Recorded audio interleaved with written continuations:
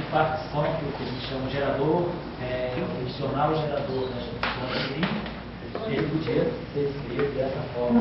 Exponencial, menos I,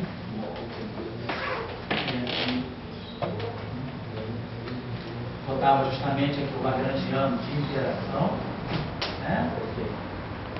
Aqui 1 sobre I, dz, dj de x, tá? E isso aqui atuando sobre o z0 de z, z0 de j, desculpa, que era a função, né? E esse z0 de j a gente já sabia também, já tinha calculado, né? Através da gaussiana, né? A gente fazia, completava lá os quadrados e via isso aqui era exponencial.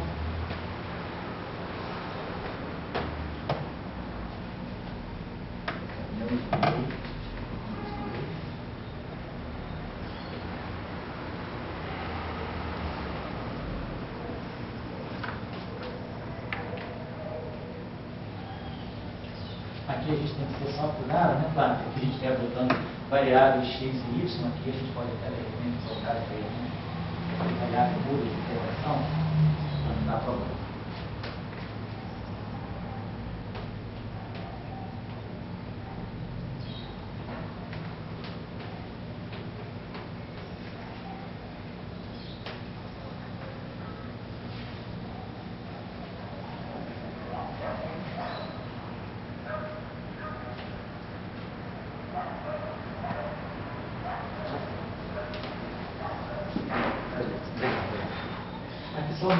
A gente quando, só para lembrar, eu lembro, né, a gente tinha tirado esse J0, né, a gente tinha feito aquela história de completar os quadrados, não era isso? A gente tinha, só para a gente relembrar aqui rapidamente, quer dizer, a gente tinha discutido o papel das fontes, né? Então nós tínhamos então entendido que se a gente coloca essas fontes externas, né, o papel dessas fontes, elas ficam fixas e o campo, eu estou integrando sobre todas as configurações de campo, né, e interpolam entre essas duas fontes, e é isso que dá o caráter quântico desse campo. Tem várias configurações possíveis, né? Tá, a gente tinha também comentado aquela discussão de que as configurações de campo, elas decaem exponencialmente à medida que eu afasto da configuração clássica. Mas a gente tem, claro, as configurações devidas às flutuações, elas estão presentes, né? Aqui só para a gente lembrar rapidamente, quando nós tínhamos definido, né, os eixos, vamos chamar de J0 direto, J0 da teoria livre, né, que é a teoria livre, né? Então a gente fazia, né, integral sobre todas as configurações de campo, e aqui a gente coloca a ação, né, densidade lagrangiana. Então a gente ia colocar a coisa dessa forma, né, no meio, colocar assim, e lagrangiano mais 2π, aqui tem um sinal menos, me parece, né? Isso aqui é menos da lagrangiana, menos 2π, e aqui a gente tinha escrito dessa forma, mais o meio de J aqui, mais o meio de J. Né? Era mais conveniente, vou botar isso aqui, a gente escrever dessa forma. Vou botar esse sinal de menos aqui. Depois que a gente faz a integração por partes, né, teve o sinal de menos global aqui, olha, né? Só teve o sinal de menos global aqui, então ficava a interação mais o meio de J aqui, mais o meio de πJ. O que nós tínhamos feito aqui, né, era, a gente chama isso aqui de um operador ópero que nós fizemos, né, era justamente escrever isso aqui, era menos o meio de π, e mais o meio de J aqui, mais um meio de J, né? Então a gente botava aqui menos um meio de π, bota o operador aqui em evidência, então aqui fica aqui, e aqui ficava esse operador aqui ficava menos O menos 1, poderia ficar O menos 1, né? Ficava esse φ em evidência aqui, né? Então aqui O menos 1 é O. Então, esse termo aqui fica reproduzido, menos o meio de φ igual a φ, esse aqui dá mais um meio de φ J, J aqui, J, é esse aqui, eu botei esse φ em evidência. E esse aqui fica mais um meio de φ J. Isso a gente, né? Eu quero acertar um sinal que está ali. Então aqui a gente botou esse φ em evidência, beleza. Então esse termo aqui reproduz esse termo aqui reproduz esse termo aqui é mantido. Aí a gente foi, redefiniu, né? Chamado esse campo aqui um certo fitil. E aí a gente ficava. Esse fitil aqui é φ menos 1 menos 1 J. Então a gente fica menos 1 meio do φ, né? Que é fitil, mais O menos 1 J. Aqui, esse primeiro termo aqui, né? Substituir esse φ aqui. Aqui fica O fitil. E aí o último termo fica mais um meio do φ, que é fitil, mais O menos 1 J.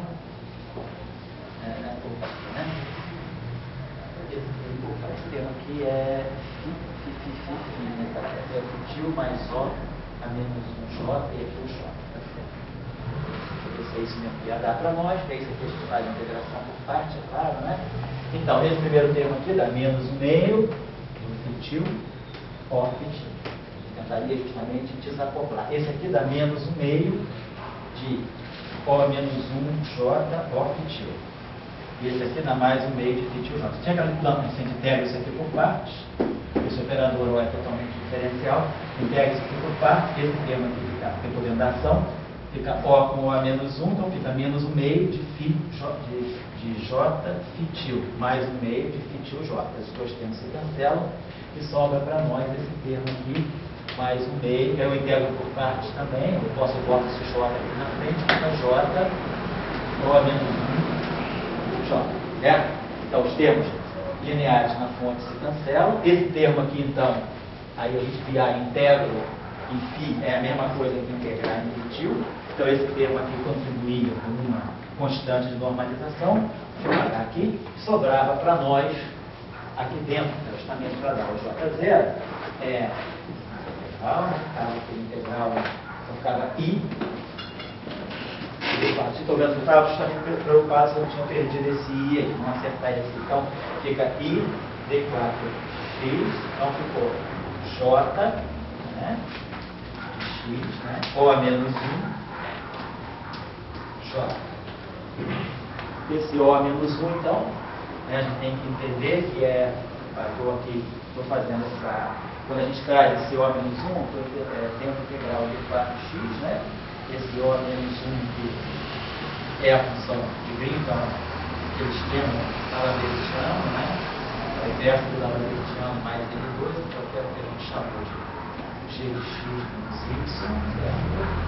Então eu tenho que imaginar que quando eu faço isso, né, eu tenho uma integral aqui para frente. Então vai ficar o I, então eu queria acertar esse detalhe com vocês. Aqui então ficou o fator I. Eu lembro que na aula passada eu realmente deixei esse I meio de lado e mantivemos o sinal meio. Então fica I sobre 2, J, G, J. Tá certo. Isso aqui, só para lembrar, então, só para acertar esse fatorzinho. E aí, dependendo do tipo de interação, vou apagar isso aqui, dependendo do tipo de interação, né, a gente vai colocar esses termos aqui. Por exemplo, só uma coisinha só. Se nós deixarmos, vamos dizer que a gente ainda não tem interação, então vamos trabalhar com a teoria livre. Então, Lagrangiano de interação ainda é zero. Vamos pegar ainda só o caso, só uma coisinha da teoria livre. Quer dizer, o campo livre. Se a gente pega o campo livre, só para lembrar aqui uma coisa, então o Z de J é o próprio Z0, né? É isso aqui só para ter aqui, exponencial de I sobre 2.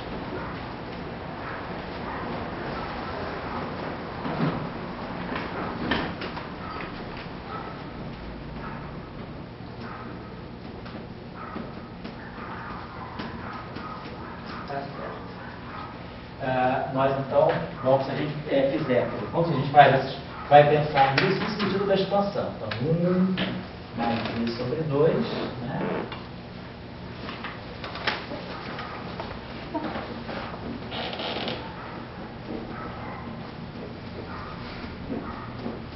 E tem mais os termos, né, de ordem superior, quer dizer, os termos que são quádruplos em J. Vamos colocar aqui termos de ordem J quádruplo. Que é quando eu pegar o quadrado dessa expressão, eu vou ter isso, bem? J quádruplo. Muito bem, então se a gente tirar aqui a derivada, vamos dizer que a gente pega esse objeto aqui, faça a derivada de Z0 em relação ao J de Z e ao J de W. Só para comentar uma outra coisa que eu já tinha mais ou menos acenado na aula passada. Quando eu fizer, claro, duas derivadas aqui, esse termo morre, claro. Esse termo aqui, quando eu fizer a primeira derivada em relação a J de W, ele vai produzir I sobre 2, deixa eu colocar D4x, D4y, né? Quando eu derivar isso aqui em relação a J de W, a derivada de J de Z em relação a J de W, a função delta de x menos W. Né? Aí aqui fica g de x menos y, J de y, mais I sobre 2, mais J de x, g de x menos y, e aí aqui o delta de y menos W. Então, isso aí vai dar, estou derivando em relação a um J. Então aqui tem 4 J's, é claro, depois de eu fazer a derivada vai sobrar um termo de ordem que tem 3 J's. Aí agora eu vou derivar esse termo aqui em relação ao J de Z. Então, quando eu derivar em relação ao J de Z, claro que isso aqui vai ficar um delta de y menos Z. Isso aqui vai ficar um delta de y menos x, de x menos Z, de x menos Z. E aí aqui, quando eu derivar a segunda vez, vai sobrar um termo J2. Então, se nós fizermos J igual a zero, claro que esse termo morre. Eu não estou desprezando no sentido de que eu estou fazendo uma aproximação perturbativa, não. Eu estou desprezando no sentido de que eu vou tomar, como nós tínhamos falado, o que a gente faz? Se eu tomar essa segunda derivada para J igual a zero, que vai dar para a gente, todos esses termos superiores vão sobrar, porque vai sobrar sempre o J, então vão todos para zero. O único termo que fica livre de J é a segunda derivada. Esse termo aqui, integrando o x vira W, e o Z vira Y, né? E o Y, integra o Y vira Z. Então vai dar a mesma coisa aqui. Vai ficar, os dois fatores vão se cancelar, então vai me dar I, G, de W menos Z, Z menos W. Deixa eu apagar isso aqui.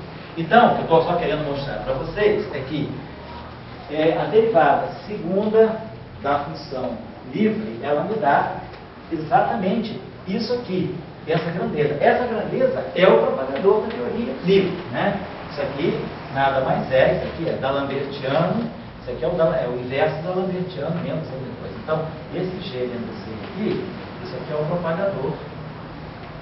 Na verdade, então, 1 sobre I, que dá a função de I, né? É o propagador, né?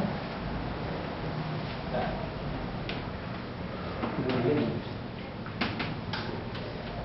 Bom, tá.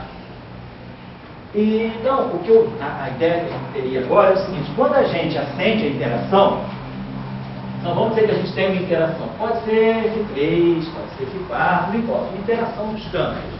O que vai ter para nós aqui, então, vai ser esse objeto aqui atuando no Z0. Então, quando eu tirar isso aqui, D2Z de J, e aqui, derivar em relação, de novo, a um J de W, e derivar a um J de Z e a um J de W, e tomar, no final do processo, J igual a zero, o que eu vou estar fazendo? Eu vou estar pegando essa expansão aqui. Essa expansão aqui vai ter, vamos dizer, no princípio, teria que expandir geral, né? Porque aqui eu vou ter que, dependendo do número da interação, por exemplo, se for uma interação do tipo Φ3, em cada verso que tem uma grande chance de interação, eu tinha Φ3, eu vou colocar DDG. Se for uma interação Φ4, eu vou ter, quer dizer, isso aqui, só colocando aqui para vocês. Tá? Vê sobre o mesmo ponto. Oi? Quando tem interação, todos do mesmo ponto. Isso. Então, aqui, isso aqui é uma coisa externa. Isso aqui eu vou derivar isso aqui em relação a duas correntes. Agora, isso aqui, se, por exemplo, se o lagrangiano de interação, só para a gente ter uma ideia, for um lagrangiano do tipo G, vamos dizer, sobre 3 fatorial φ3. Quando tem uma interação φ3, não é uma interação assim muito popular, né? A interação lambda φ4 ela é mais popular por causa do mecanismo de Higgs. A gente geralmente coloca, né? Só dar uma palavrinha para vocês aqui. Nós trabalhamos muito com esse potencial aqui, que é o potencial de Higgs, né? Meio de M2 φ2 mais lambda φ4. Tá? Próxima, daqui a 2 aulas, daqui a 2 encontros a gente vai falar um pouquinho melhor do mecanismo de Higgs, mas isso aqui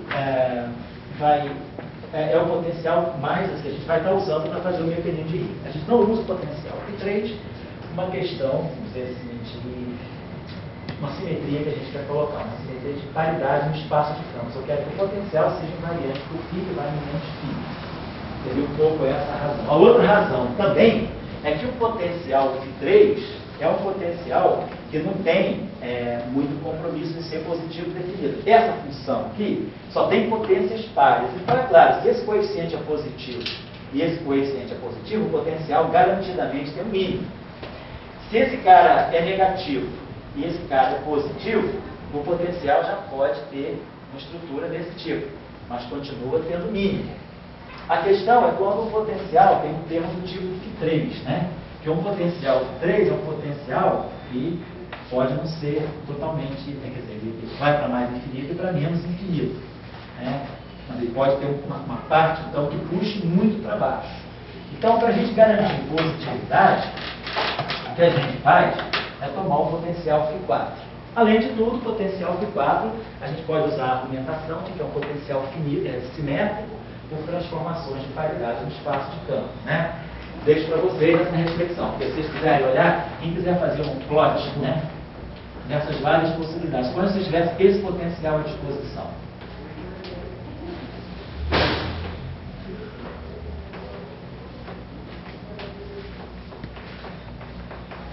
Veja como exercício, como sugestão para vocês pensarem. Mas se vocês tivessem esse potencial e vocês quiserem fazer um plot geral desse potencial, quer dizer, uma função, né, do quarto grau, nada contra.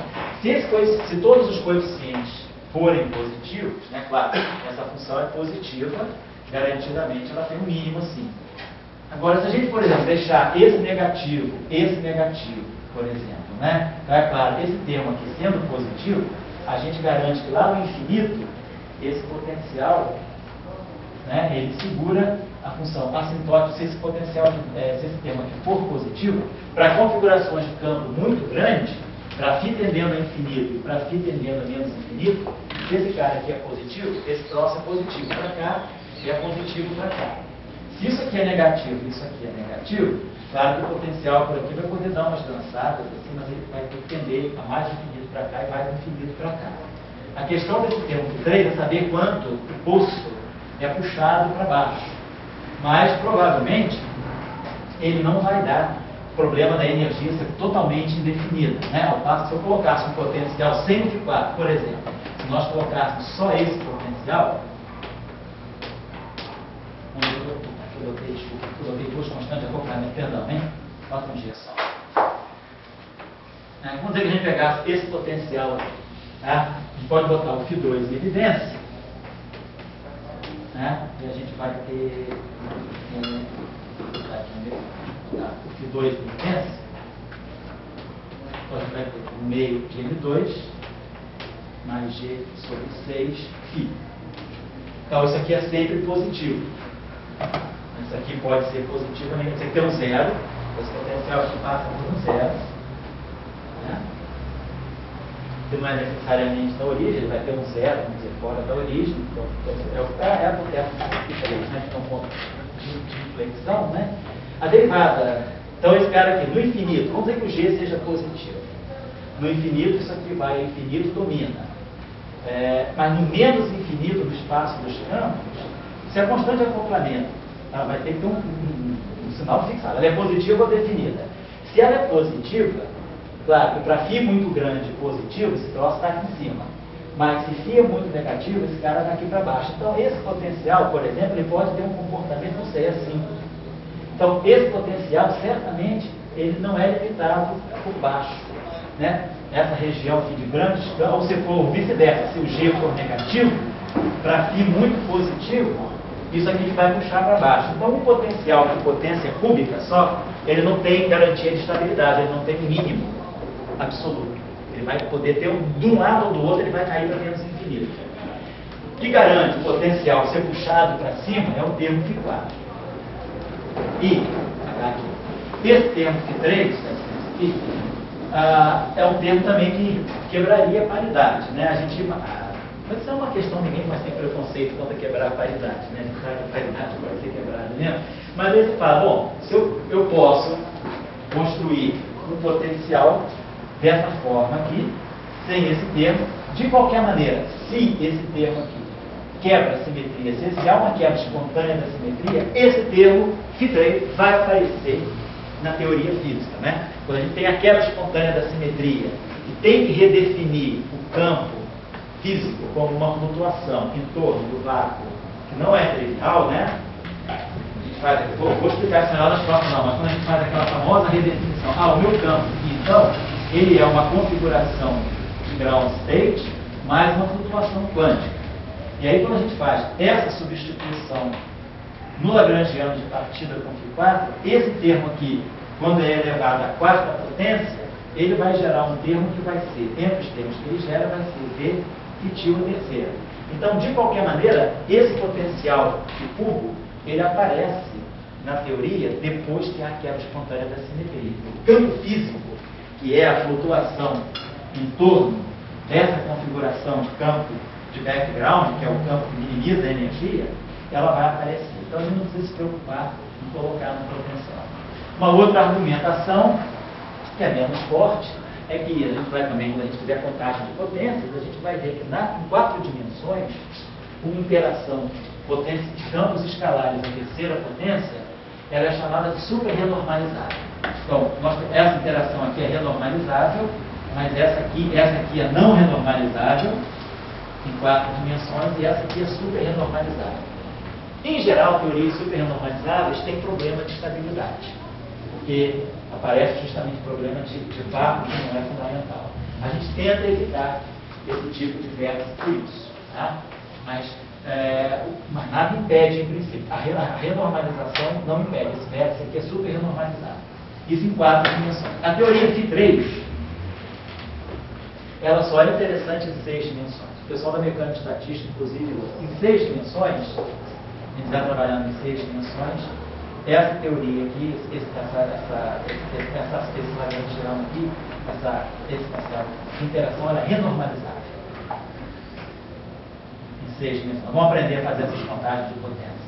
Então, o pessoal da mecânica estatística tem trabalho de mecânica estatística usando a teoria φ3, mas em 6 dimensões.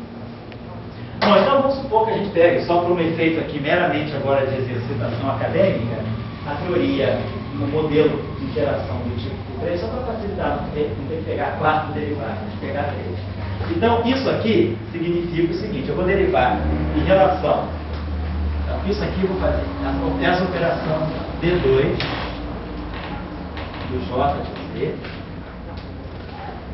J de W, vou tirar essa derivada, vou tirar 2 derivadas desse Z, mas esse Z é esse Z aqui. Então isso aqui é exponencial, menos I. Aí aqui eu já botei Z errado, vamos mudar a coordenada aqui, vamos chamar isso aqui de Z, W, vamos chamar de coordenada, sei lá, o V. E aí lagrangiano de interação, então isso aqui vai ficar 1 sobre I a terceira, D, dj de V, D, dj de V, D, dj de V. Entenderam como é que funciona, né? Esse lagrangiano de interação, que é no lugar de cada campo, a gente substitui cada campo por 1 sobre I dvz.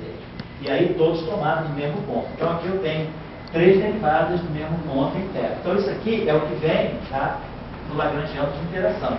E isso aqui tudo atuando aqui no Z0. Então isso tudo aqui atuando na exponencial de I sobre 2.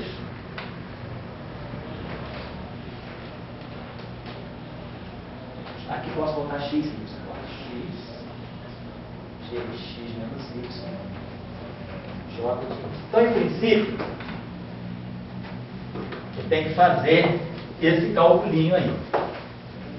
O que eu estou fazendo? Então, eu estou derivando duas vezes, né, o gerador, o funcional gerador, em relação a essas correntes e tomando j igual a zero. Então, o que eu espero é que isso aqui me dê justamente agora a função de Green. Observe o seguinte: variável muda, variável muda, variável muda. De novo, essa expressão aqui, as coordenadas livres são z e w. Então, isso aqui deve estar dando para mim justamente o g de z menos w.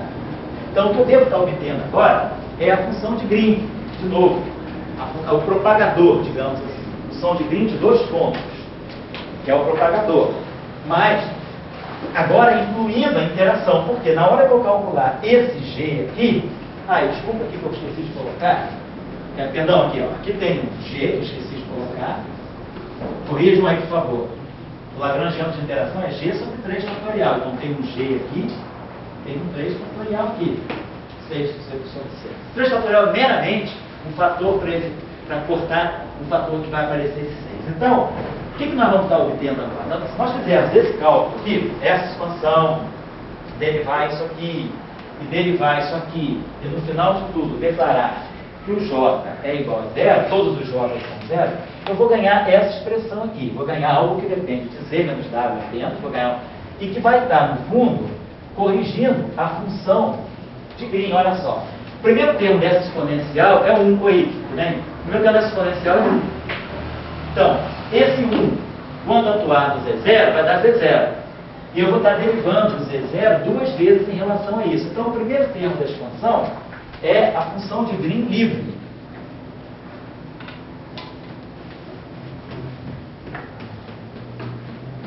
Certo? Depois, como eu falei com vocês, esse termo aqui, eu tenho que pensar que tudo isso é exponencial, que essa exponencial é uma expansão em série. O primeiro termo dessa expansão é de ordem G. E aí eu vou ter um termo de ordem G atuando aqui. E depois eu ainda vou ter que derivar duas vezes. Mas o que é importante é que essa expansão do lado direito, ela é uma série perturbativa em G. Depois eu vou pegar isso aqui, é uma exponencial, eu vou pegar o termo de ordem 2. Então vai ficar G, blá, blá, blá, vezes G, blá, blá, blá. Então vai dar um termo de ordem G2. Então, vai aparecer um termo aqui, mais G, vezes, sei lá, uma função delta, que depende de Z menos W, de novo, porque cada vez que eu fizer isso aqui, eu vou estar depois derivando em relação a isso, claro, tomando J igual a 0. Né? Mas o que vai sobrar depois, eu vou chegar aqui, vou ter um termo em G2, e aí posso gerar aqui uma função delta, uma função gama. Vou colocar outro gama aqui para ficar uma função, vou chamar aqui de delta 1. Aí aqui vai ficar um delta 2, Z menos W, e assim vai. Então, o que é interessante a gente observar que ao fazer essa expansão aqui, a gente está gerando uma série perturbativa, onde o primeiro termo é a função de Green livre. Então, os demais termos são correções introduzidas pela interação para a função de Green livre. Tá? Agora, a questão é a gente saber, por exemplo, o que seria, qual é o primeiro termo, o que vai aparecer aqui, por exemplo. É que a gente vê exatamente como é que a gente faz esse cálculo aqui e vê. Por exemplo, quando eu pegar esse termo aqui, de ordem primeira em G, né? Então eu vou pegar esse termo aqui, ele vai, vou botar só esquematicamente, vamos esquecer os fatores, só para a gente ver o que vai dar. Vamos ter a integral e derivada de Z, e vamos ter aqui 3 Z's, 3 J's.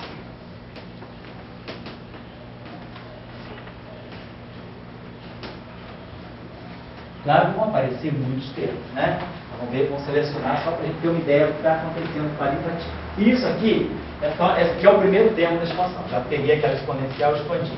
Vai estar atuando nesse termo aqui. Então, vai estar atuando nessa exponencial. Claro que essa derivada, essa exponencial aqui também é uma série. E aí vocês observem o seguinte, o que eu vou ter para poder ter o primeiro termo? Eu vou ter essas duas derivadas aqui, tem que puxar.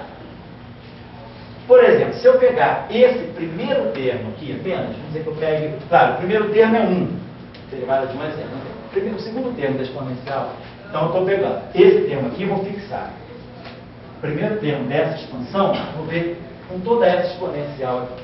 O primeiro termo daquela exponencial, esquematicamente colocando, a integral em d4x, d4y, vamos botar assim, ó, j, g, j. Depois eu vou gerar um outro termo aqui, que vai ser o quadrado dessa exponencial.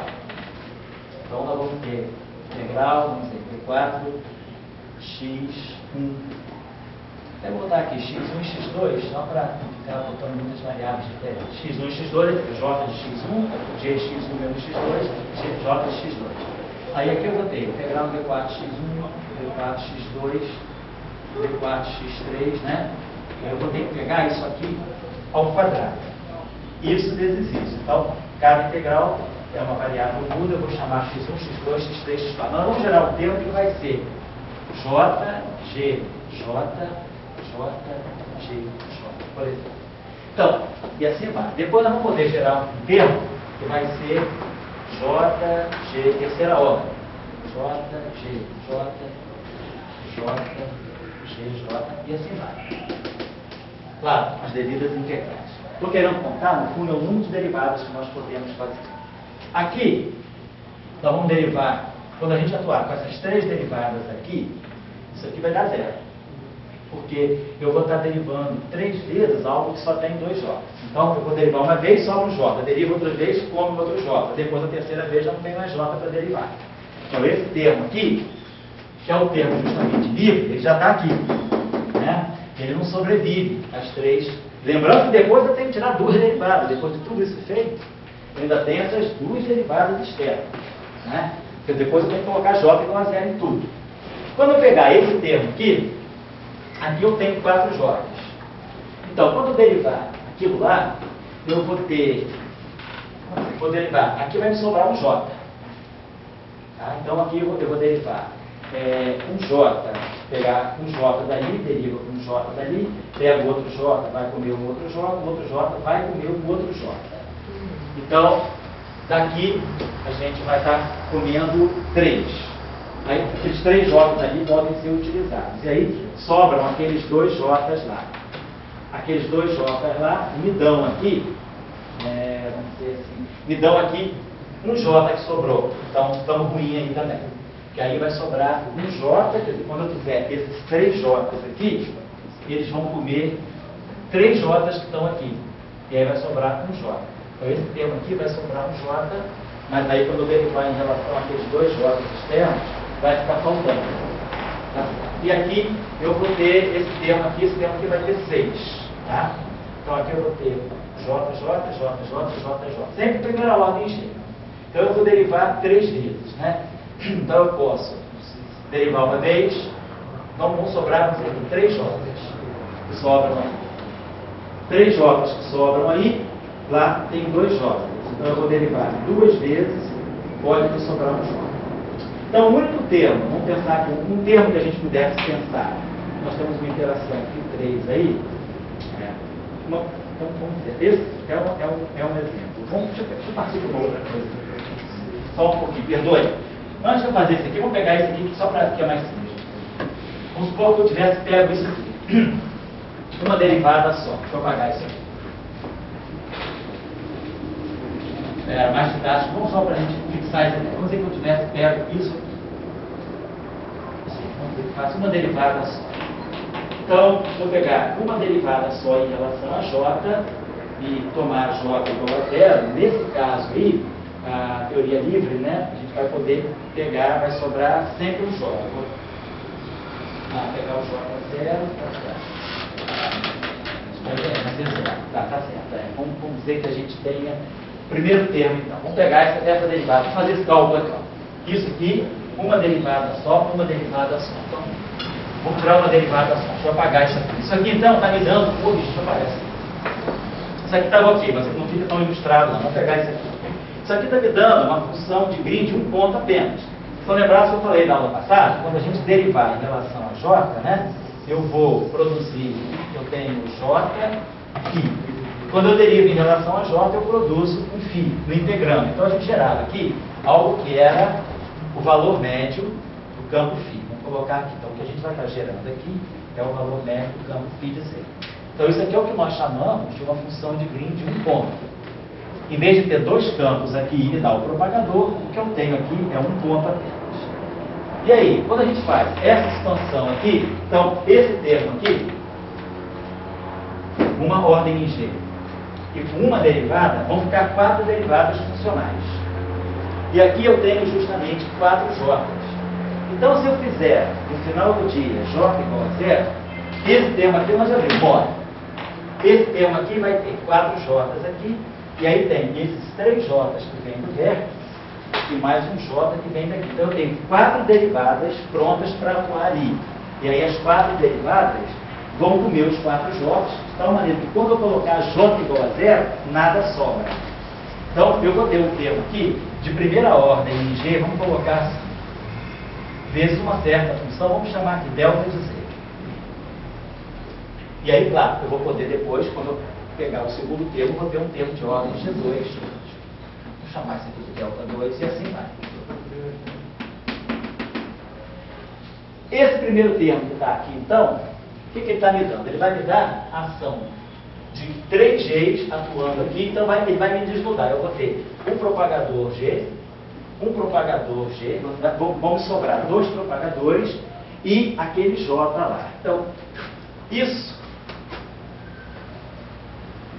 se vocês olharem exatamente o que vai sobrar dessa expansão, vai sobrar um DDZ, né? Vai sobrar alguma coisa que pode ser assim, ó. Uma linha assim, e 2, e 2 funções de green, é só fazer o cálculo. Vocês vão ver que a coisa vai ficar com uma linha externa, essa linha externa aqui vai estar me dando do Z, vai me sobrar uma variável de integração aqui, será para um W, e aqui eu vou ter essa função de Z. Tem 2 funções de green aqui, ó. Tem uma função de green que vem daqui, outra função de green que vem daqui. Tá? Esse aqui é um propagador, e esse aqui é um outro propagador. Então, o que eu queria que vocês olhassem, né, que vocês tinham deixado um pouco para vocês fazerem, era isso. Fazendo essa expansão, vocês podem começar a ver que é só um exercício de fazer as derivadas. A gente vai produzir 2 propagadores, nesse caso aqui, que vão se fechar dessa forma. Então, isso aqui tem ordem G. O vértice de interação está aqui. Vai sobrar um G sempre. Então, isso aqui é o que nós estamos dizendo, que é a correção de primeira ordem em G, e nesse caso aqui eu tenho um loop, a essa função de green aqui, a função de green de um ponto. Na teoria livre, se eu pegar uma derivada, atuar em Z0, e fizer J igual a zero, claro que isso é zero. Por quê? O Z0 tem 2 J's. O Z0 é esse aqui, ó. É JJ. Se eu pegar o primeiro termo dessa expansão, que é 1, ou seja, eu não estou vendo a interação, então eu vou ter uma derivada atuando aqui. Uma derivada atuando aqui vai deixar sempre um J. Quando eu colocar J igual a zero, vai zerar. Então, essa função de green, ela é zero para a teoria livre.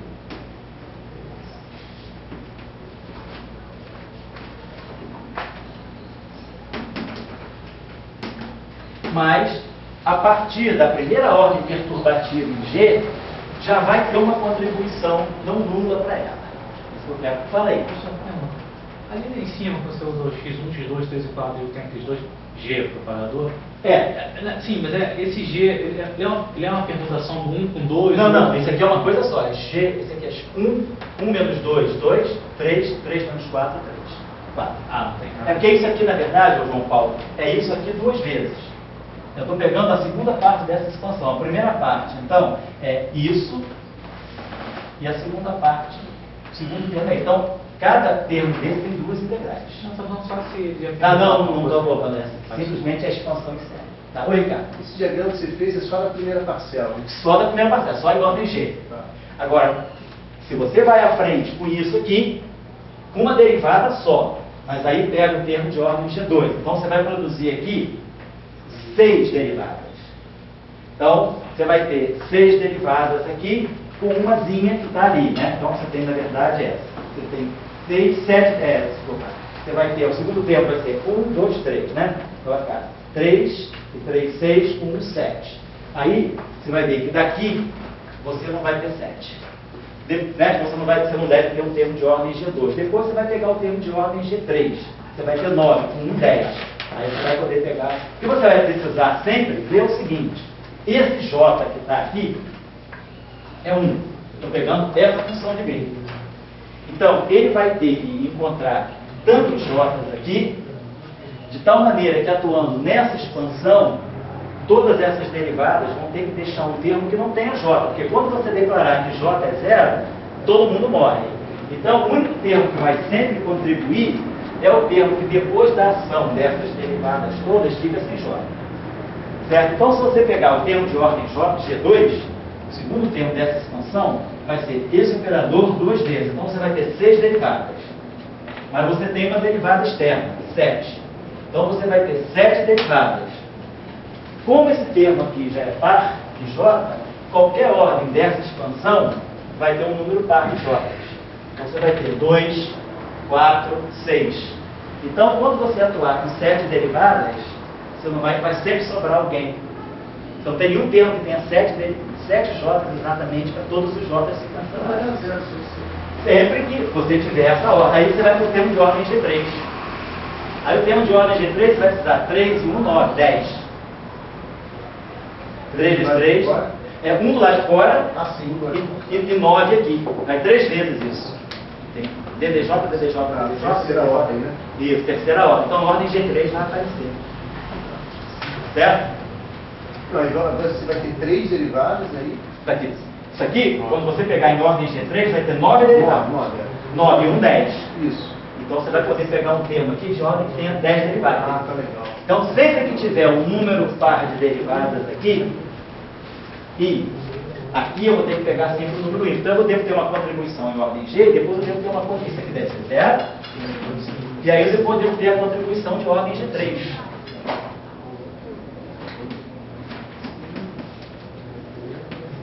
E aí, essa contribuição de ordem G3, ela vai poder dar alguns gráficos para você. Por exemplo, a contribuição de ordem G3 pode dar algo assim. 1G, 2Gs, ó, aqui sai um G, aqui sai um G, aqui sai outro G. Então vocês vão ter um termo de ordem G3. Vocês têm que entender o seguinte, a dinâmica do gráfico que vai se formando, ela já está clara aqui. O número de vértices, quer dizer, a estrutura do vértice, o vértice tem 3 campos. Então, nós vamos gerar sempre termos que vão ter 3 derivadas no mesmo ponto. Qualquer que seja a ordem dessa expansão, eu vou ter sempre 3 derivadas no mesmo ponto. Então, eu vou ter sempre 3 campos, 3 linhas partindo do mesmo ponto. A estrutura de interação, isso vai ficar claro se você, porque se alguém, aquela coisa para eu, o autoconvencimento, o cara tem que sentar uma horinha e fazer só esse exemplo que o cara vê como é que os gráficos vão se formando. Ao fazer esse termo de ordem G3, por exemplo, vocês vão ver que vão se formar vários gráficos, não é só esse. Pode se formar um gráfico assim. Pode se formar um gráfico assim, como pode se formar um gráfico assim, ó. Opa. Junto com esse, além daquele gráfico que eu tinha colocado para vocês, além desse gráfico de ordem G3, nada me impede de formar esse gráfico aqui, ó. Aqui tem um G, aqui tem um G, e aqui. Esse gráfico também é de ordem G3. E ele vai sair dessa expansão também. Se vocês abrirem, claro, tiverem a paciência, né, de abrir esse termo todo aqui, de tal maneira vocês vão precisar de 10 derivadas. Então vão ter que pegar o termo de ordem 5. 2, 4, 6, 8, 10. Vão ter 5. Então o termo de quinta ordem aqui, quando eu expandir isso aqui em quinta ordem, eu vou ter JGJ, JGJ, JGJ, JGJ, JGJ. Vou ter 10 J's. E aí, os 9 J's que vêm daqui, com um J que vem daqui, vai me dar 10 derivadas, 10 DDJs atuando em 10 J's. Vai dar uma multidão de termos. E aí eu vou gerar vários objetos desse tipo, por exemplo esse e alguns outros. Mas, não importa, é uma correção de ordem de 3. É importante vocês observarem é que sempre, para vocês fecharem, né, eu vou ter sempre que ter o encontro de 3 linhas no mesmo ponto. Por quê? Porque é a estrutura do vértice. A estrutura do vértice, ela fixa 3 derivadas funcionais no mesmo ponto. E uma derivada sozinha. Então, uma derivada sozinha, ela vai me dar sempre a estrutura de alguém saindo de Z. Agora, x, y, z são variáveis mudas, certo? Então, é desse tipo de desenvolvimento que vocês fazendo uma vez, vocês vão perceber. Agora, qual é o problema? Isso eu fiz o caso de peguei a função de um ponto. Poderia pegar de 2, de 3. Peguei de um ponto porque é mais simples, para vocês perceberem o mecanismo. Agora, o que é ruim nessa história aqui é que, por exemplo, essa série, ela gera gráficos que são completamente desconexos. Então, se vocês observarem, os gráficos, essa contribuição aqui é desconexa dessa. Então, se eu soubesse calcular isso, e souber calcular isso, claramente isso aqui vai ser o produto de duas. Então, a crítica que a gente tem a esse gerador funcional é que, ao fazer o cálculo das funções de Green, ele vai gerar funções de Green, vai gerar contribuições que são chamadas conexas e desconexas. A gente vai poder gerar, na diagramática dessa expansão, porque, claro, essa expansão é uma expansão analítica, estou fazendo um cálculo. Mas aí eu vou ver que, para fazer esse cálculo, eu percebo que esse cálculo tem uma certa, quando eu faço essas derivadas, ele tem uma certa expansão diagramática. E aí eu começo a perceber que os diagramas, eles podem aparecer desconexos. Nada me impede de eu ter esses vértices aqui completamente desconectados do vértice externo. Aquele gráfico que eu tinha dado, não. Esse gráfico aqui é totalmente conexo, é um gráfico único. Mas um gráfico que aparece nessa expansão de ordem G3, pode ser esse gráfico desconexo. Então, a tendência, a ideia agora é, nós conseguimos gerar um gerador, conseguimos trazer um gerador funcional. Então, esse gerador funcional, a ideia dele é que sempre a derivada dele, né? A gente olha para... Deixa eu apagar esse instantinho só, sem fazer essa decomposição, né? E quando a gente olha, vamos voltar aqui à nossa origem do gerador funcional. A gente tinha feito na aula passada, antes ainda de fazer aquela desacoplamento gaussiano, que a gente pegava φ e pegava, eliminava os termos que acoplavam fonte com campo e ficava fonte, propagador, fonte. Antes disso, a gente tinha escrito o gerador funcional, nós imaginávamos que ele pudesse ser colocado dessa forma. Vou colocar rapidinho. Vou botar aqui o lagrangiano, né? Com interação com tudo, mais o termo J. Então, quando a gente deriva uma vez em relação a J, a gente produz um fio integral. Então, eu vou estar produzindo um fio. Quando eu derivo 2 vezes em relação a J, eu produzo 2 fios. Então, o que eu vou estar gerando ao tomar derivadas funcionais continuadas desse funcional? Quando eu pegar, por exemplo, a enésima derivada desse objeto aqui, uma fonte J do ponto x1 e uma fonte J do ponto xn. Suponhamos que eu tome N derivadas desse objeto G em relação a J. Eu vou estar produzindo aqui o produto de N campos. Então, o que eu vou estar gerando aqui, eu vou estar produzindo aqui I, né? Eu vou estar gerando aqui, assim, dentro dos fatores I, eu vou estar gerando aqui o valor esperado do produto de N campos.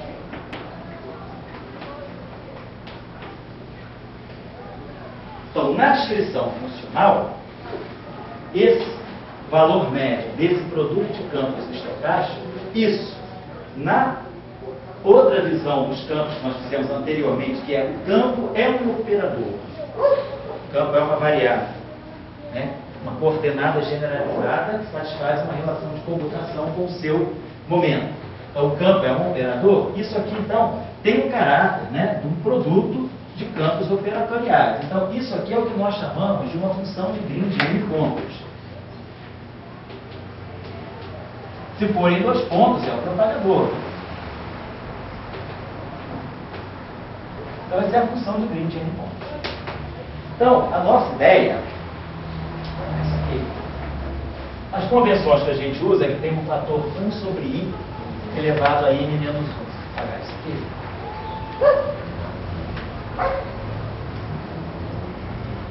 É porque vão aparecer I, cada vez que eu derivar, vai aparecer um fator I. Então vai aparecer um produto I elevado a N. Fica 1 sobre I elevado a N aqui. Mas aí a gente separa um I para poder, no propagador, aparecer aquele famoso. É uma questão meramente de acertar o propagador. Então, o que a gente diz é que essa grandeza aqui, 1 sobre I elevado a N menos 1, dn dj1 ddjn do Z. Isso aqui, então, é o que nós chamamos de função de Green de N pontos, que depende, claro, de x1 até xn, vai depender das N coordenadas externas. Lá no caso do propagador, tem 2 pontos, fica 1 sobre I, então, ddg x1, x2 vai dar um G2, x1 menos x2, que é o propagador. Então, isso aqui é o que essas derivadas funcionais, essas derivadas funcionais continuadas vão me tirando. Vão me tirando todas as funções de Green. O importante, tudo bem, para que serve uma função de Green? Claro, uma função de Green de 2 pontos, nós sabemos, é um propagador. Nós já tínhamos visto que G2, né? De x1 menos x2 é o propagador que não é no espaço dos momentos, né? Quer dizer, no espaço dos momentos, é isso aqui, ó, I, K2 menos M2.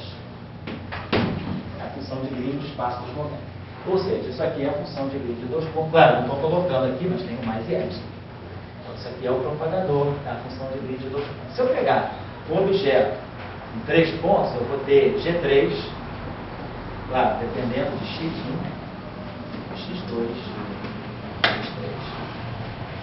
Então, eu vou ter, claro, isso aqui agora é um objeto que depende de 3 pontos, já não é mais um propagador. O que seria isso aqui? Basicamente é isso aqui, o produto acima, x.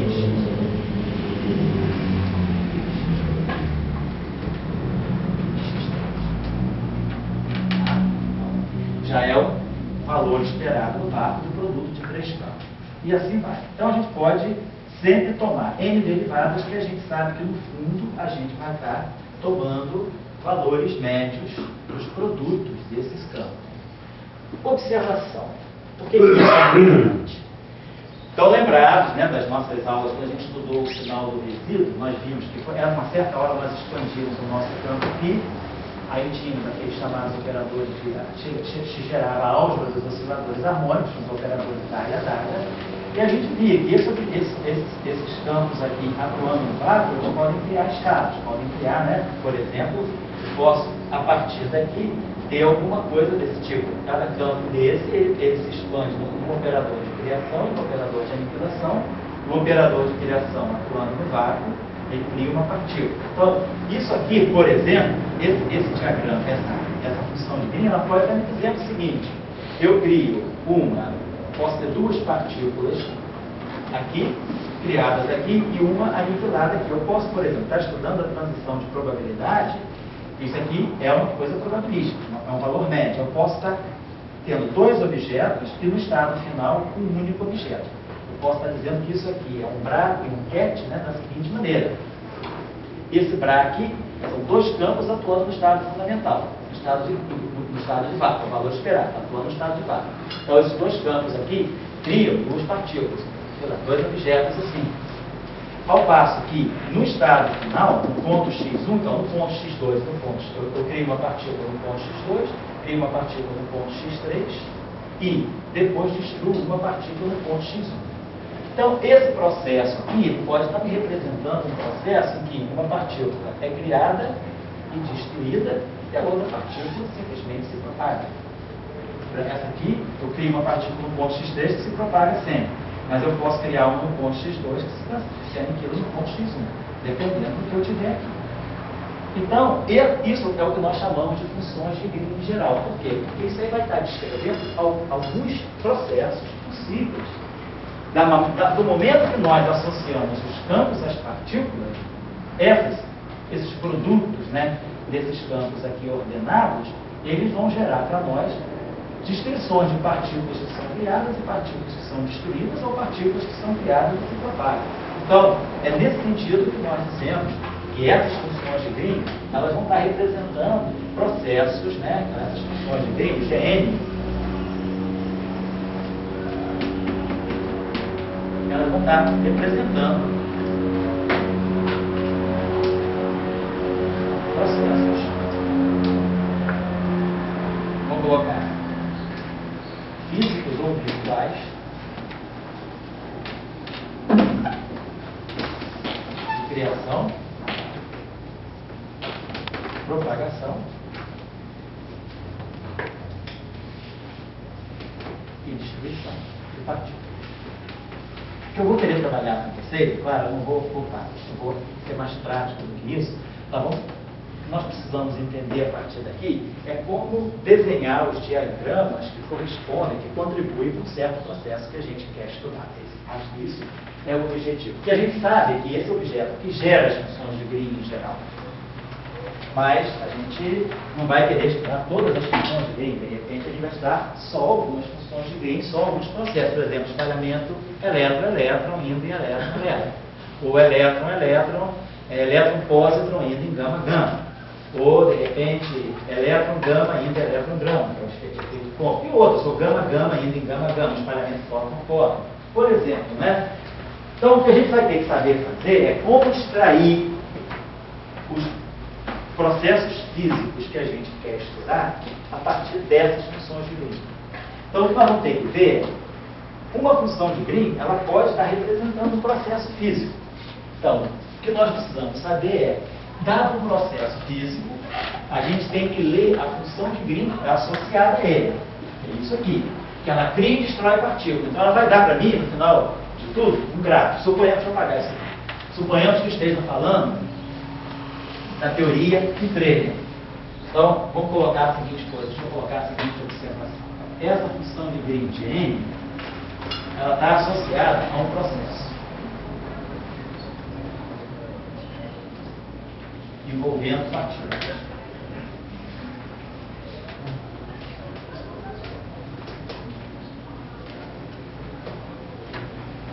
Porque nem sempre, né, um processo desse é um processo físico. Às vezes a gente, por exemplo, né, todo mundo sabe da relatividade. Se eu pegar elétron ou pósitron que vai num gama, a gente sabe que esse processo aqui não é compatível com a conservação de energia e momento. É cinemática relativística simples, né? Se a gente pegar, eu tenho um processo, é mais é menos, indo em gama, a gente viola a conservação de energia e momento. Claro, porque eu posso ir para o referencial do centro de massa, momento total é zero, o fóton nunca pode ter momento zero, o fóton nunca pode estar em repouso. Então, se eu for olhar esse processo no referencial do centro de massa, esse processo não tem sentido. Agora, se eu tiver elétron-pósitron indo em gama-gama, aí sim, o elétron-pósitron no referencial do centro de massas tem momento zero total, e aí eu vou produzir dois fótons que têm momento total zero. Então, esse processo aqui é fisicamente possível. Esse processo aqui não é fisicamente possível. Mas, numa teoria de campos, ele é virtualmente possível.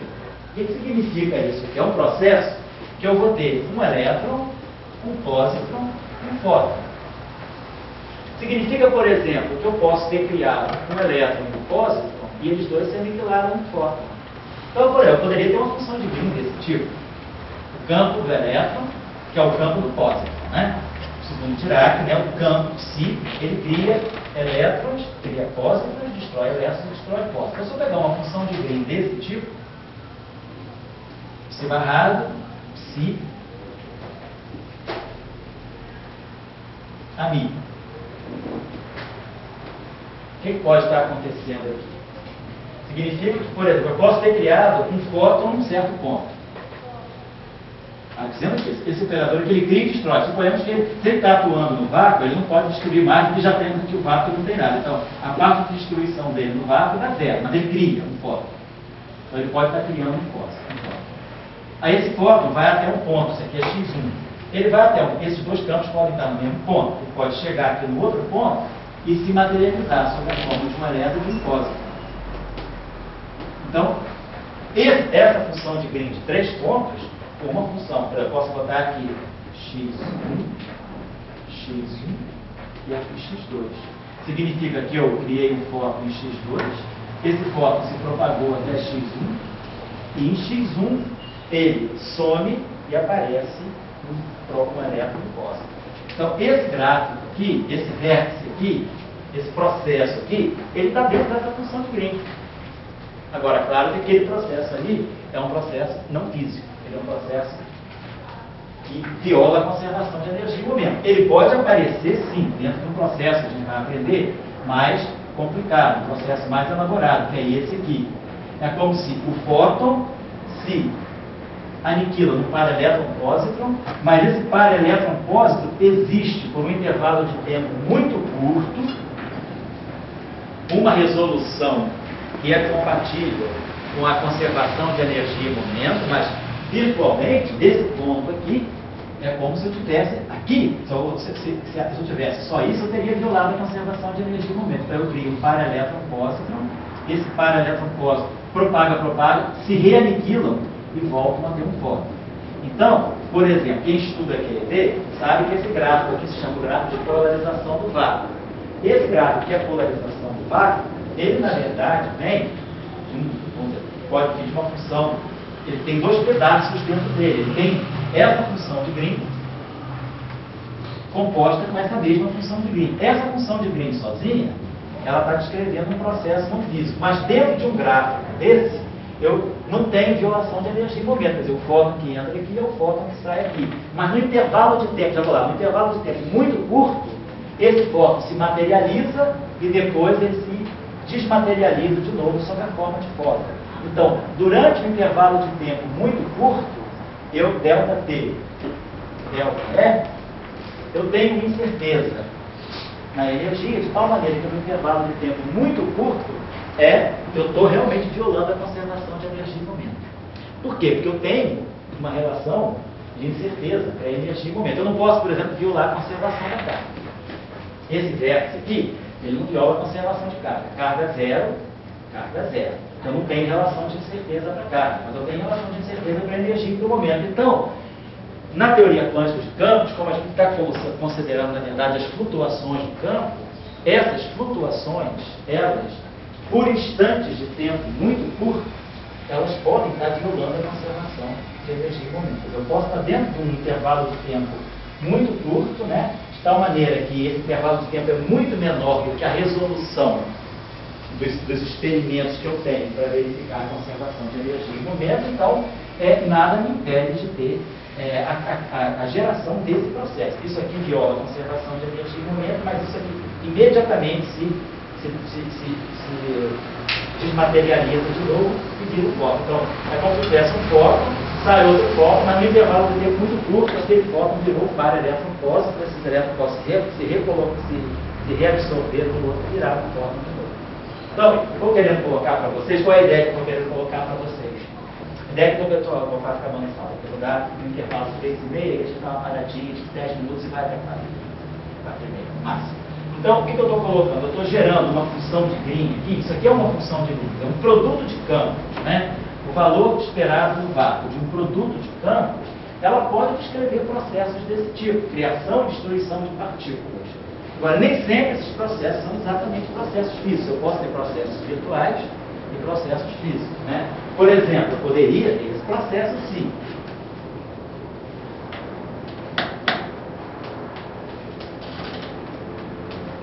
Então, digamos, eu poderia estar criando um fóton, outro fóton, no outro ponto, esses dois fótons se aniquilam, aí esses dois fótons aqui podem virar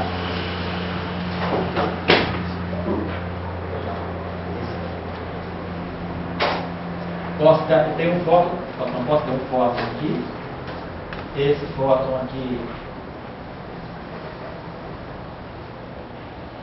ele pode se aniquilar um par elétron-pósitron, aí esse, então vem, sei lá, sai uma elétron, tem um pósitron para cá, esse cara aqui, de novo, emite e sai de novo um outro elétron para cá. Por exemplo, poderia, uma função de Green de 4 pontos, ela pode me dar esse diagrama aqui, em que eu tenho dois fótons, esses dois fótons se aniquilam e dão no final do dia, sei lá, um par de elétron-pósitron. Como é que eu gerei esse gráfico? Vocês podem se perguntar, claro, isso aqui está aqui. Como é que apareceu isso e como é que apareceu isso? Isso aqui é uma função de Green. Essa função de Green, lembrem-se, ela vem daquela expansão.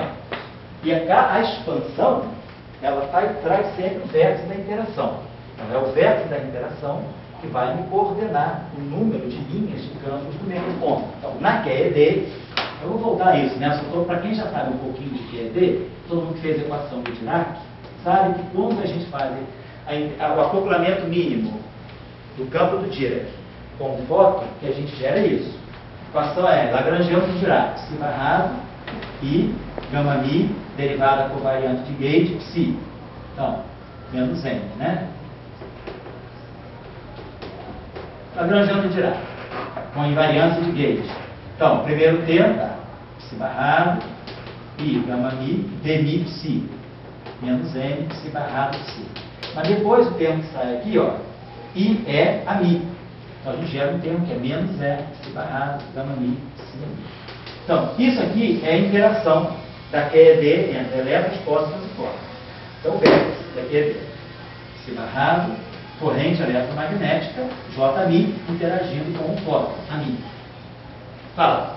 Ali quando você escreveu aquele vértice ali, você botou as coordenadas x1, x2, x3. Eu não estou conseguindo enxergar quem é x1. Vou dizer o seguinte, aqui é x1, eu botei x1, x1 e x2. Vamos dizer que eu pego esses dois campos aqui, ou seja, eu crio um fóton em x2, esse fóton se propaga até o ponto x1 e o ponto x1 lança um elétron pósitron. Então é x1? x1, x1 e x2, não tem x3 nesse caso. Peguei essa configuração. Se fosse x1, x2, x3, aí os dois pontos finais é que não poderia ter esses dois campos no mesmo ponto. Certo? Então, o vértice da QED é isso aqui. Então, isso significa o seguinte, aqui, pode falar mais. A função de Green, eu estou entendendo bem claro assim, como uma virtualidade. Sei. Como uma realidade, eu entendo a realidade, o LHC ele é mais, em gama e acabou. E dali a gente vai lá e tira um número. Essa é a nossa única relação. O resto são vantagens. Agora, a gente sempre aprende um pouco assim, dá uma certa realidade à função de Green. Sei. Isso não é um pouco seu realista, um pouco demais? Assim? Não, eu não estou dizendo que estou dando realidade. Nós estamos dizendo o seguinte, a função de Green, ela descreve uma amplitude, ela é um produto, é um valor esperado no vácuo de um produto de campos. Do momento que nós sabemos que esses campos aqui podem gerar, podem criar partículas com certa probabilidade. Quando a gente faz a expansão do campo com os pacotes, né, com as funções de onda plana e os operadores de criação e destruição, eu estou criando ou destruindo objetos. Então, na verdade, o que eu vou estar contabilizando aqui, isso aqui na verdade é o seguinte, se você pensar que isso aqui é vácuo, aqui eu tenho campos, aqui eu tenho outros campos, e aqui eu tenho vácuo, eu posso pensar sempre o seguinte, esses campos todos aqui estão criando um certo conforto. Vou botar isso aqui melhor para ficar mais claro.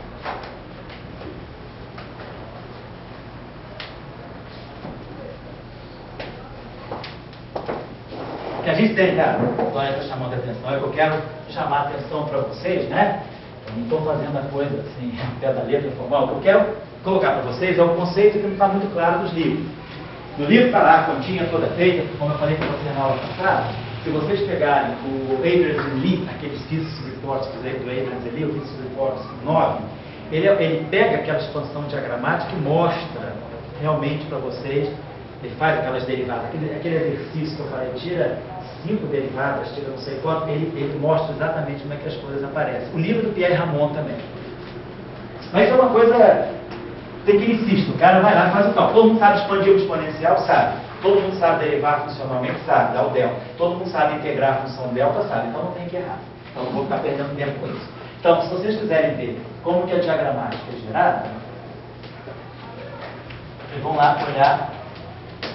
Acho que ela está boa, do Pierre Ramon. Aquele livro dele, Field Theory, a Modern Prime. É o único livro de teoria de campo do Pierre Ramon. Está ótima no Abers and Lee, que é um físico de hipótese. Isso é aquela coisa que você vê uma vez na vida e nunca mais precisa fazer. Depois ninguém precisa mais fazer isso. O cara já sabe como é que a coisa funciona. Só para uma vez você se convencer. Onde ela pode estar legal também é no próprio diagramático dela, do topo.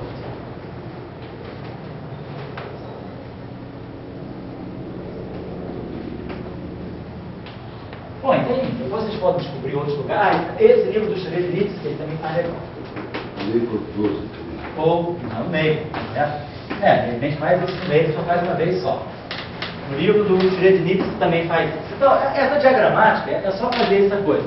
Botou o gerador funcional, botou as derivadas funcionais, o cara tem que fazer paciência, né, chinesa, de fazer aquelas derivadas funcionais. O que nós queremos discutir aqui? Quando você faz derivadas funcionais do J, do Z em relação aos J, você está jogando campos no integrando. Você está tirando médias de campo, na visão estocástica do campo. Isso significa, na visão operatorial do campo, que você tem um produto, vamos dizer, 2, 3 campos, no mesmo ponto. No mesmo ponto, não. Produto 2, 3 campos. J1, X1, JX2, JX3. Tem um produto de campos em N campos, em N pontos, por exemplo. Né? Então, isso eu quero chamar a atenção agora em relação ao que o Doyle falou. Então, isso aqui significa, na prática, o seguinte: valor esperado no vácuo. Então, isso aqui é valor médio. Vácuo, π de x1, π de x2, π de x3, π de x4. Então, esse campo, por exemplo, uma dos processos que está envolvido. Todo campo aqui é criação e destruição. A mais a W. Todos esses campos vão estar aqui. Então, um dos processos que pode emergir é o seguinte: esses dois campos aqui, a parte de criação desse e a parte de criação desse vão atuar no vácuo. Vai produzir, então, um estado de duas partículas. Vamos dizer, eu tenho uma partícula com momento P1 e tenho uma partícula com momento P2. Pode sair daqui. Esse campo, ele atua no vácuo, cria uma partícula com spin 0, que é um campo escalar, com momento P2, por exemplo. E esse cara aqui atua no vácuo, tem spin 0, tem massa aí, vai criar uma partícula de momento P1. Então, isso aqui é o meu estado. Por outro lado, eu posso pensar o seguinte: da mesma forma que o A atuando no vácuo é zero, vácuo no espaço dos Brais, isso aqui é zero. Então, da mesma forma que o AH atuando no vácuo na uma partícula, claro que quando eu fizer o Brad, isso aqui, fizer o pouco espaço do alto, isso aqui vai dar o Brad da partícula. Então, desse lado aqui, eu posso dizer que vácuo A e vácuo, o outro A que está aqui, esse lado aqui é um Brad que está descrevendo partículas com momentos P3 e P4. Então, essa função de Green aqui, na verdade, ela está me dando uma descrição probabilística. Como se eu tivesse, no estado inicial, duas partículas escalares com momentos P1 e P2. No estado final, duas partículas com momentos P3 e P4. No fundo, o que eu estou descrevendo aqui no estado inicial, eu tenho uma partícula escalar, uma partícula 1, mais uma partícula 2, indo em 3 mais 4. Isso aqui é um processo, né? Vamos dizer, as partículas que estão aqui são as mesmas que estão aqui. Eu não mudei, não transformei pósitrons e elétrons em fótons. Então, é um espalhamento elástico. Então, isso que está aqui, na verdade, essa função de Green de 4 pontos, ela pode estar, entre outras coisas, me representando, ela contém no desenvolvimento dela um braquete, que é isso aqui. É uma amplitude de probabilidade disso aqui com isso aqui. Ou seja, é como se eu tivesse, não, eu tenho um escalar com o momento P1 e um escalar com o momento P2, eles interagem de uma certa maneira. Tem uma região de interação, então eu tenho um escalar com o momento P1, um escalar com o momento P2, eles interagem e no final eu tenho um escalar com o momento P3 e um escalar com o momento P4. Uma coisa que é importante de ver, vamos ver já é que tem uma conservação. Sempre essa função de Green de n pontos, elas vão expressar a conservação de momento. A gente vai ter sempre uma conservação de momento. Então, P1 mais P2, automaticamente é P3 mais P4. Isso é fácil de ver por invariância translacional. Mas a gente pode mostrar daqui a pouquinho. Só não quero perder tempo exatamente nisso. Tem uma conservação de momento. Então, essa função de Green, olha, eu estou querendo dizer isso. Por que eu estou...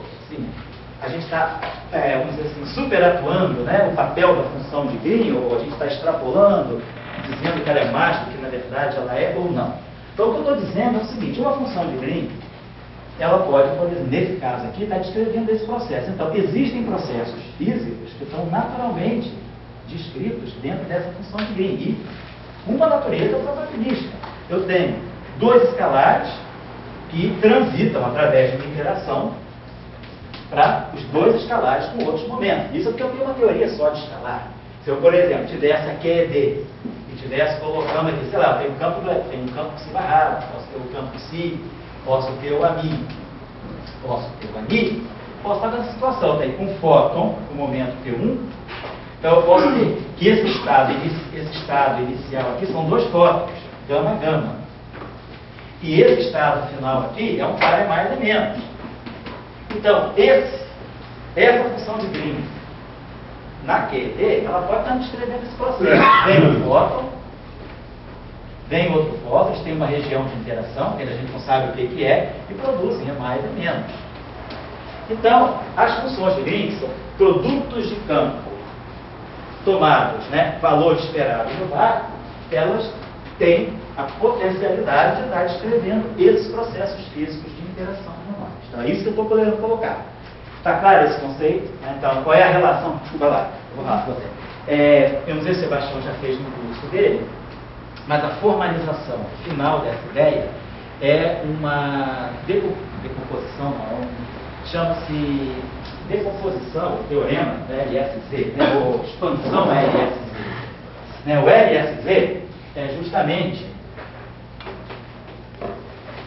Lehmann, e Zimmermann, é um procedimento que mostra qual é a relação entre as amplitudes de probabilidade para os processos de uma teoria, de um lagrangiano, descritos por um lagrangiano, e as funções de Green.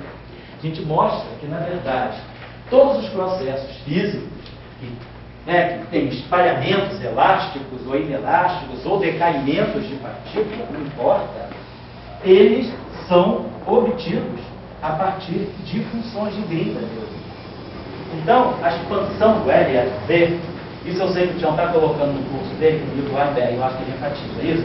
Eu não vou fazer isso aqui com vocês, que eu acho que isso aí é uma coisa que vocês podem ler sozinhos e mais ainda. Tem um curso do Tião que ele vai explicar isso super bem. Mas a ideia do LSZ é isso que eu estou falando com vocês. As funções de Green, todos os processos físicos de uma teoria estão dentro de uma função de Green. Estão dentro das funções de Green. Então, na QED, o que eu posso fazer na QED? Eu posso ter o é mais é menos, é elétron pósitron que vai em elétron pósitron. Posso ter elétron pósitron que vai em fóton fóton. Posso ter o espalhamento elétron fóton entre elétron fóton, espalhamento Compton, né? Fóton bate no elétron, se espalha, sai um novo fóton, uma outra frequência e um elétron com um certo momento. Elétron fóton que vai elétron fóton, espalhamento Compton, lá dentro. Posso ter gama-gama, dois fótons se aniquilam, a transformação, materialização de radiação. Gama-gama que vai a mais e a menos, está lá. Posso ter espalhamento gama-gama, fóton-fóton que vai em fóton-fóton. Espalhamento de fóton com fóton que vai em fóton com fóton. É um espalhamento muito interessante, chama-se espalhamento de Deauville, e é um espalhamento que está sendo sempre feito. O pessoal da ótica quântica adora esse espalhamento. E outras coisas mais. De repente eu posso pensar num espalhamento que seja elétron, pósitron, que vai em quarto antiquarto. Claro, aí eu preciso estar no modelo, na teoria eletroprática, que a QED não tem fósforo, não tem quatro. QED é elétrons, fósforos e fótons. Mas, se eu vou para a teoria eletroprática de plástico Salomon-Weinberg, eu posso colocar elétrons, léctrons em interação com os quartos. Então, eu vou poder produzir, porque é justamente o que acontecia no létron, nos aceleradores, né? É mais é menos de Genebra, eu, a partir de mais é menos, estou gerando G quebrado. Então, todos esses processos físicos que eu quero, cujas seções de choque eu quero calcular, ou, por exemplo, na teoria, no modelo da teoria eletroprática, eu vou te atender isso, tá? Na teoria eletroprática, uma das possibilidades de se detectar o Higgs é através do decaimento do Higgs, né? Então, o Higgs pode decair em 2E0. Então, esse decaimento aqui, Higgs em 2E0, é um decaimento físico. Então, esse decaimento está dentro de uma função de Green da teoria eletroprática. Então, o que eu estou querendo colocar para vocês é que existe uma relação entre os processos físicos, um estado inicial com um certo número de partículas, nesse cat aqui, e nesse Bra aqui, o estado final. Então, pegando essa amplitude de probabilidade, um estado final entre o estado inicial e o estado final. Essa amplitude de probabilidade aqui, cujo módulo ao quadrado depois vai estar relacionada com a seção de choque, isso aqui, isso eu vou explicar para vocês, como é que a gente sai disso para chegar na seção de choque. Mas todos esses processos de estados finais, estados iniciais, e ver a probabilidade de um estado inicial transitar para um estado final, então, são funções de Green. Porque as funções de Green são isso, valores esperados no vácuo de um produto de campos. O truque, né, vamos dizer assim, o truque meio sujo que está aí, é que quando a gente gera essas funções de Green pelo método funcional, o que eu faço? Eu faço derivada funcional em relação a J e produzo φ no integrando. Né? Φ J, derivo. Cada vez que eu derivar em relação a J, eu vou produzindo φ. E aí eu tenho médias de campos estocásticos. Quando eu pego a média desse campo estocástico, aí eu dou uma burlada. Eu falo, esses objetos são operadores. Eles criam e destroem partículas. Lá dentro da integral de caminho, eles não são operadores, eles são variáveis estocásticas.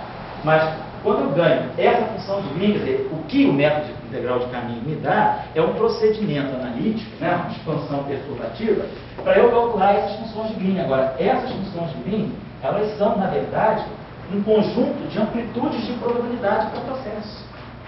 Então, eu tenho campos que criam partículas e campos que destroem ou criam outras partículas, e eu tenho o processo de espalhamento desse conjunto de partículas para esse conjunto de partículas. Poderia, nada me impede também, claro, porque dentro é isso aqui, um espalhamento totalmente elástico. É mais, é menos, é mais, é menos. Mas a gente sai dessa função de Green. Essa função de Green ela tem que ter duas partículas fotônicas e duas partículas fermiônicas. Então, essa função de Green não pode ser isso. Como poderia ser o contrário também, poderia ter o é mais é menos no estado inicial, gerando fóton. Mas é uma função de Green de 4 pontos, onde eu tenho dois campos fotônicos e dois campos fermiônicos. Então, já vou lá, só para finalizar, eu vou deixar a palavra com vocês. Então, o que eu quero que vocês percebam é a relação entre funções de Green e amplitudes de probabilidade para processos. E a relação é essa. Campos criam partículas de um lado, criam partículas de outro lado, e o que eu tenho é uma probabilidade de um estado final de partículas e um estado inicial de partículas. É isso que, no fundo, são os elementos da matriz. Aí o cara estava escrito, depois o Dória, depois o... Fala. Você poderia ter um processo de pósitrons sobre elétrons numa gama? Você separaria os três campos da direita... Você diria o seguinte, pósitrons... Você não vai violar a carga elétrica, não? Porque eu não entendi muito bem o teu processo. Você não pode violar a carga elétrica. Porque você separou os dois campos. Isso. O campo de Dirac para atuar no Bra e os outros no Cat. Isso. Mas você poderia pegar o Psi e atuar também no Cat. Aqui. Deixar só o lado na você poderia fazer o seguinte, teria esse gráfico aqui. Você poderia ter fóton com pósitron indo em elétron, isso que você está dizendo? Porque isso aqui você estaria violando a carga. Sim. Então, isso aqui você não pode fazer. Porque isso aqui, essa função de Green aqui, ela é invariante gauge. Então, você não pode violar a conservação da carga elétrica. Quer dizer, deixa eu apagar isso aqui. Todos esses, eu não coloquei isso aqui, eu vou ver se não sei nem se dá tempo de fazer um pouquinho as identidades de ordem, mas justamente o papel que está aí é o seguinte, eu não estou falando das simetrias que a teoria tem. Agora, essas funções de Green, elas têm que refletir a simetria da teoria. Então, você tem que ter simetria por invariância de translações, vai te dar. Então, essas funções de Green conservam energia e momento. Depois, se tem, por exemplo, simetria de gauge, elas vão conservar a carga elétrica. Se tem simetria S3, elas conservam a cor. Então, você tem leis de conservação.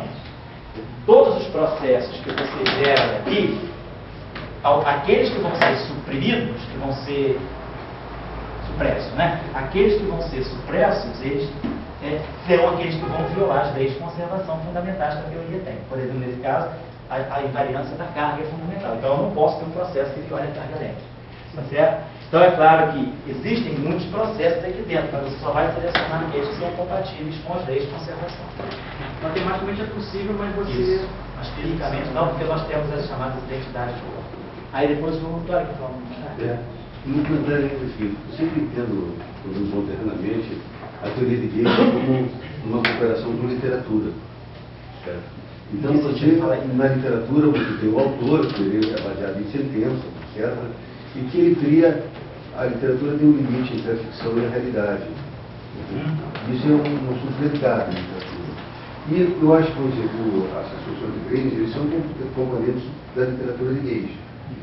Só que tem momentos que você não sabe onde está a ficção, onde está a realidade. Então, esse, por exemplo, experimento é o grupo que você botou. Gama-gama e gama-gama. Nós vamos juntinho só. Então, isso aqui tem que estar... Então, tem 4 partículas envolvidas. Então, esse espalhamento tem que estar dentro de uma função de Green desse tipo. ANI, sei lá, X1, só botar aqui lá, ANI de X2, a caça de X3, a lambda de X4. Então, essa função de Green de 4 pontos de focos, ela pode estar criando dois focos a partir de 2 focos. Então, esse processo de espalhamento, que é chamado espalhamento de Delbruck, o melhor lugar para estudar ele é o livro do Bogolyub-Shirkov, esse Introduction to Quantitative Fields.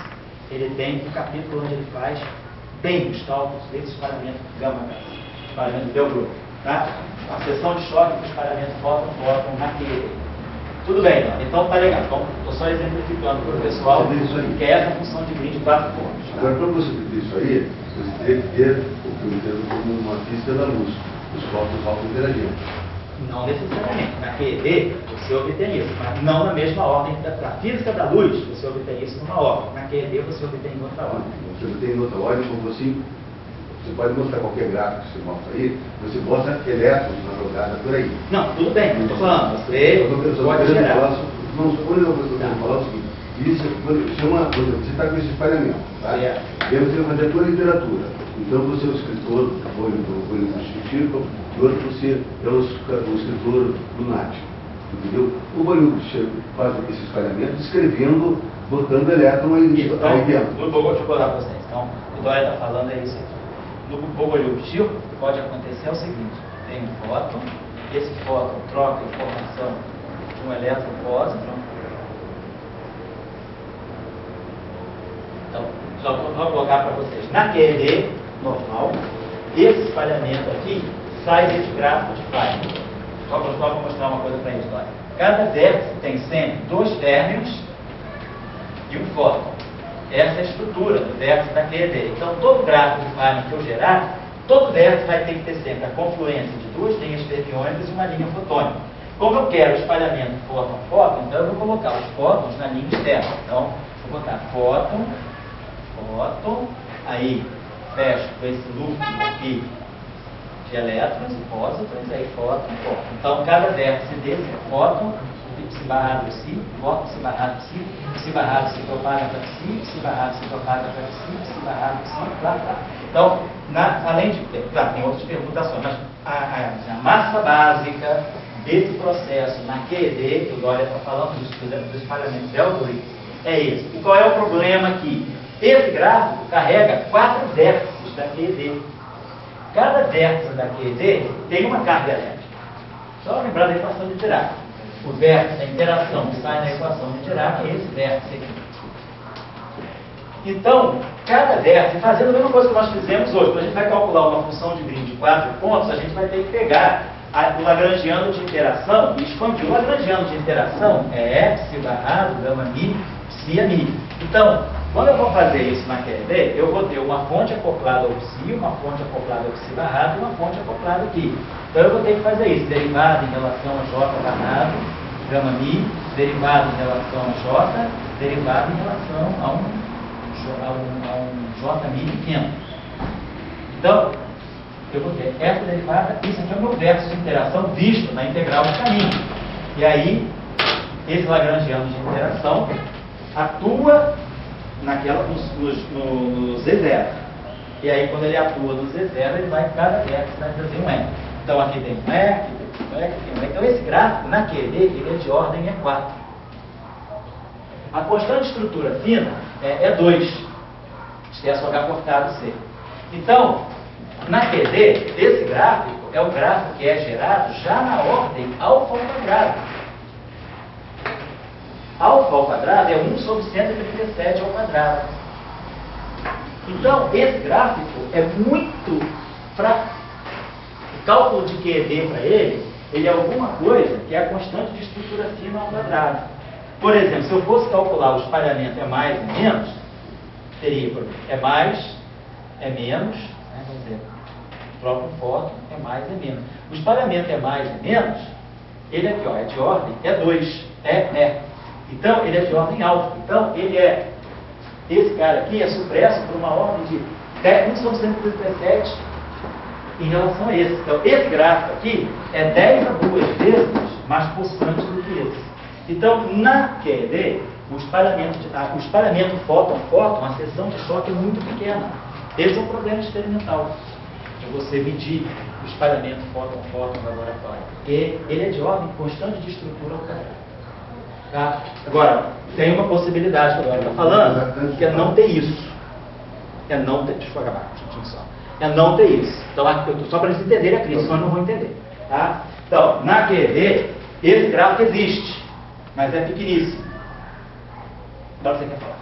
Então, eu coloco o seguinte, agora eu estou falando de literatura. Você está na literatura do Chekhov, entende assim, agora, para uma estrela, na estrela tem elétrons, pode estar por aí, porque você tem que ter, esse gráfico aí tem que estar elétrons na história, me parece. Até eu pergunto se pode ter um elétron virtual, sem ser real, eu não tendo aquele psibar, lá, e é só virtual o elétron. Mas vamos admitir, você tem um elétron. Agora pode ser que você tenha a possibilidade de você ter espalhamento fóton que não precise ter necessariamente a essência do elétron. Pode. Então, você, daí, esse gráfico aí, para mim, ele tem isso que eu quero submeter na questão do sentido da aula, é a questão do escritor. O escritor nunca sabe o que é ficção e o que é realidade. Esse gráfico aí, ele tem o que se chamaria a capciosidade de uma ficção. Porque esse aí, porque ele aparece em E4. Se ele não aparece em E2, ele é meio estranho, porque todo gráfico ele tem nível árvore e daí vai subindo. Mas estou falando aqui do que vai trazer na aula uma certa riqueza. Agora, você poderia ter, aí outro ingrediente que você tem que ter é a presença do elétron. Então você está criando aquele gráfico ali, os quatro ali, você pode criar ele, mas que tem diferentes literaturas para expressá-lo. Você poderia expressar o outro, como você sabe, com fóton, e fóton só com a física da luz. E teria trilhédrica. Então, a única coisa que eu quero dizer assim, no nível da aula é o seguinte, essas coisas que está ali, são excelentes, ali existe. Agora, existem diferentes literaturas sobre isso, e o cuidado que a gente tem que ter é sobre a questão da virtualidade. Por exemplo, eu perguntaria para você, esse elétron ali que está naquele, com 4 elétrons, ele pode ser um elétron virtual? Ele é virtual. Mas quando você bota o Y ali, não, na lagrangiana, ele aparecia ali ele é virtual. Isso. Mas o background dele é dando existência. Isso. Então você fica sempre